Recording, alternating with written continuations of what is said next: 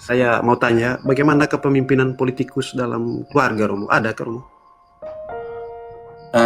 Begini, seorang filsuf bilang begini, politik itu seperti membangun sebuah istana. Jika tidak dibangun dengan keadilan dan kebenaran, maka politik itu akan menjadi penjara. Kita terapkan juga dalam kehidupan perkawinan. Perkawinan itu seperti membangun istana. Jika tidak dibangun dengan cinta yang tulus, maka istana itu akan menjadi penjara di dalam perkawinan. Seorang anak hanya butuh 9 bulan untuk dilahirkan. Seorang ibu hanya butuh 9 bulan untuk melahirkan seorang anak. Tetapi seorang ibu dan seorang bapak membutuhkan seumur hidup untuk menjadikannya seorang manusia.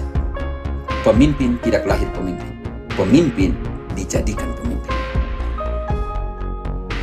Karena itu formasi kepemimpinan mulai dari dalam rumah. Bangun itu, karena engkau hanya butuh 9 bulan supaya anakmu lahir. Tetapi engkau sebagai orang tua butuh seumur hidup untuk menjadikannya benar-benar manusia. Dan sangat jelas, seorang filsuf pernah mengatakan tentang anak-anak. Seorang anak itu seperti malaikat yang jatuh dari surga dengan sayap yang patah. Engkau sebagai orang tua harus bisa menjahit kembali sayap-sayapnya agar suatu saat nanti mereka bisa terbang sendiri. Dan ketika engkau harus jahit, engkau harus tusuk jarumnya. Di sini kita omong tentang disiplin. Dan orang Jepang mengatakan bahwa disiplin itu lebih kuat daripada kepintaran. Barang siapa disiplin, dia telah memenangkan kepintaran itu. Karena itu didiklah anakmu dengan disiplin. Oke, terima kasih banyak Romo. Yang kitab suci yang kita omong gini, karena dari kecil tanya sama Bapak Antonius Meri, baca kitab suci di bawah pelita atau kompor gas. Kalau bulan purnama, saya curi-curi baca kitab suci. Yang teman-teman kelas saya pun tidak tahu bahwa saya buat itu dari kecil. Tanpa mengetahui bagaimana saya ingat ayat, tidak pernah berpikir seperti itu.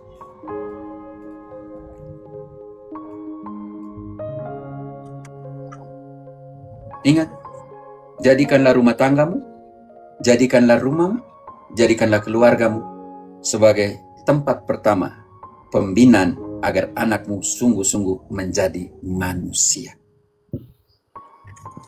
Alexander, sekarang saya mau tanya sebagai penutup di sini, lagi 3 menit. Iya. Sebutkanlah kepada saya, kalau seorang guru ya, Mas Jodoh, ada murid-murid Ratu di sini. Ratu dengan Alexander adalah muridku hari ini, contohnya. PR untuk kalian berdua, ujian. Tuliskanlah kepada saya di kertasmu. Jawab pertanyaan ini. 7 keajaiban dunia. Alexander, mulai. 1. Komodo, cukup. Ratu. Danau Kelimutu. Danau Kelimutu. Yang agak besar, dunia nih, jangan terlalu Flores. Oke. Bukan sedikit dari Flores. Apa lagi? Ke Cina. Tembok besar Cina. Ke Cina. Alexander, ke Mesir. Piramida. Oke. Ke Roma. Santo Petrus nih. Glosorium apa namanya? Santo Petrus nih. Basilika. Oke. Basilika. Ke Jawa. Candi Borobudur. Borobudur. Oke, kita ke Paris. Yang menara tuh. Eiffel. Ratu, ke Italia, menara juga. Apa ya? Menara miring Pisa. Oke. Ke Panama. Terusan Panama. Suez, Panama. Lalu ada seorang anak namanya Thomas. Dia bilang begini, Guru, Pak Guru, saya malu. Saya punya jawaban tidak sesuai dengan yang teman-teman punya.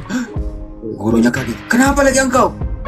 Itu kan keajaiban dunia. Aduh Pak Guru, minta maaf.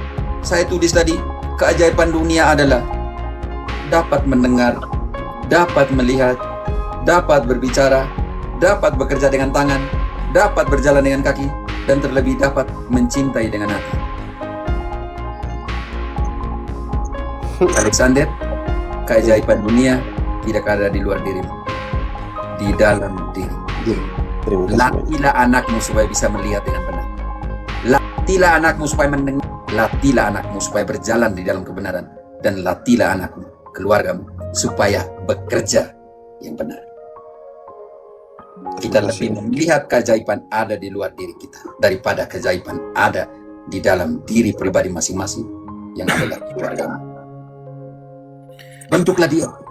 Makanya tadi hanya butuh 9 bulan untuk melahirkan seorang ibu. Christine, engkau hanya butuh 9 bulan untuk melahirkan anakmu, Ratu dan semuanya. Tetapi engkau membutuhkan seumur hidup menjadikan anakmu benar-benar manusia.